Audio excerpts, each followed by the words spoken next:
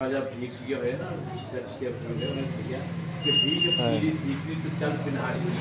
बातें करे सके से ध्यान करते जब गाँव के लिए गए पीरों मुरीदों मिलवाते पिंडा चौथे बड़े बड़े बने होंगे सी बड़े खुला माहौल सी रात 12 बजे लोगों ने बैठना और जिस वक्त देखा ना खाली साहब तशरीफ फरमा से देखते थे देखा कि कुड़ियां लड़कियां फिरदियां घड़े लैके सिर इदा घड़े कच फिर भन जांदियां पानी ਹੁਣ ਘੜਾ ਇਦਾਂ ਦੱਬਿਆ ਹੈ ਹੱਥ ਨਾਲ ਟੁੱਟ ਕੇ ਫੜਿਆ ਤੇ ਖਾਦੀ ਘੜਾ ਭਰ ਕੇ ਲੈ ਕੇ ਜਾਣ ਭੰਨਵਾ ਜਾਂਦੀਆਂ ਜੋ ਭਰ ਕੇ ਆ ਰਹੀਆਂ ਤੇ ਉਹ ਘੜਾ ਸਿਰ ਤੇ ਰੱਖਿਆ ਹੋਇਆ ਫੜਿਆ ਹੈ ਵੀ ਨਹੀਂ ਸਖੀਆਂ ਨਾਲ ਗੱਲਾਂ ਵੀ ਕਰਦੀਆਂ ਇਹਨੂੰ ਹੱਥ ਮਾਰੇ ਇਹਨੂੰ ਛੇੜੇ ਨੂੰ ਛੇੜ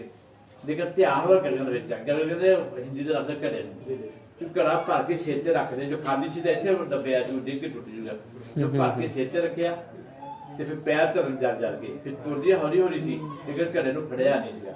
भीख फकीरी सीखनी तो चल पिनहारी पिनहार का इलाका नहीं कि पिनहारी दी औरतों को कुड़ियों को फकीरी कि बातें करे सखियों से ध्यान गगन के बीच सखियां से जिन्हें गल्ला करदियां पर ध्यान घड़े विच ते घड़ा डिग नहीं सकता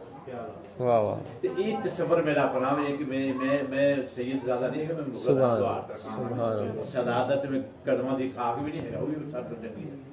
लेकिन मुर्शिद ने ये रंग दिता कि पुत्र जिन्ना चਿਰ इश्क दे च नहीं हैगा ना तगड़ी गांधी नहीं बनती